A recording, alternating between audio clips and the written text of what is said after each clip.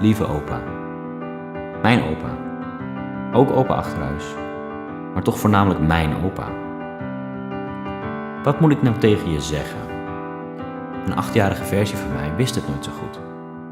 Was het nou jij of u?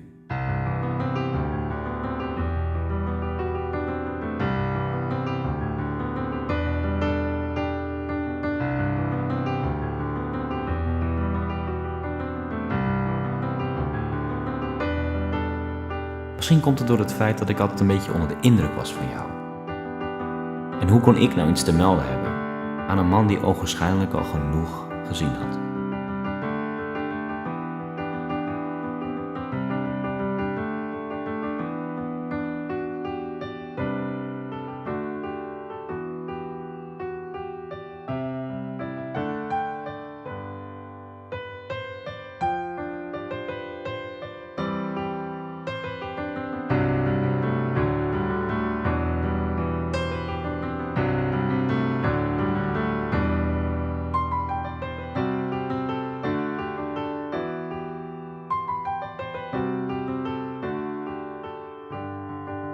Voor mij was je altijd genoeg zoals je was.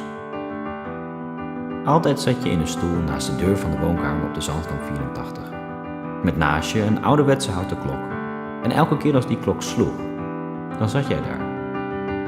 Ik vond het prima, zoals jij daar zat en toekeek terwijl ik met de simpelste blokkendoos probeerde een zo groot mogelijke toren te bouwen. En je zou zwaar vergeten zijn dat je er was. Maar nu je weg bent, mist iedereen je. En hoewel de tijd waarin ik jou bewust heb meegemaakt kort is de schok ontzettend groot. Steeds maar weer denk je dat het allemaal niet waar is. Een droom of een hele slechte grap. En dat je straks gewoon weer in je stoel zit en uit het raam kijkt.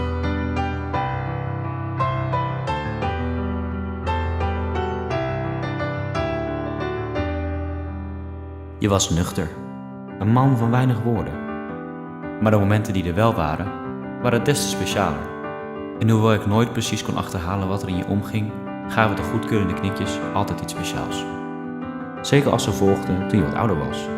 Op het omslaan van een bladzijde, van een groot boek met plaatjes van treinen.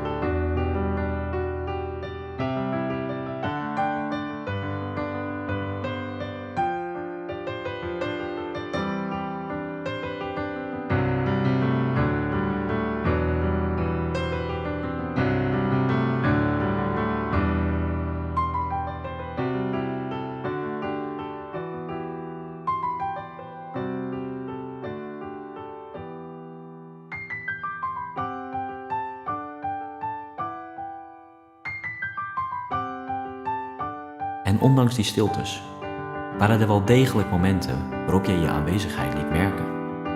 Soms begon je spontaan luidkeels en helder te zingen. Een andere keer, toen ik tijdens het warme middageten riep dat ik ze allemaal wilde hebben, liet je mij scherp weten dat 6 kipnuggets wel erg veel was voor mij alleen en dat jij er ook best eentje lustte. Om vervolgens door oma aangestoten te worden en te horen kreeg dat je je stil moest houden.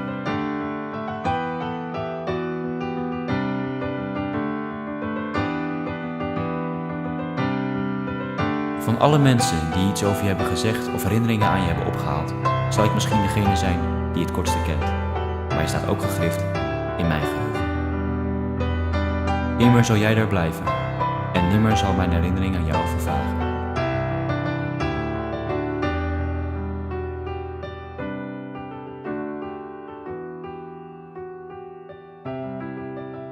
Immer zul jij daar blijven en nimmer zal mijn herinnering aan jou vervagen.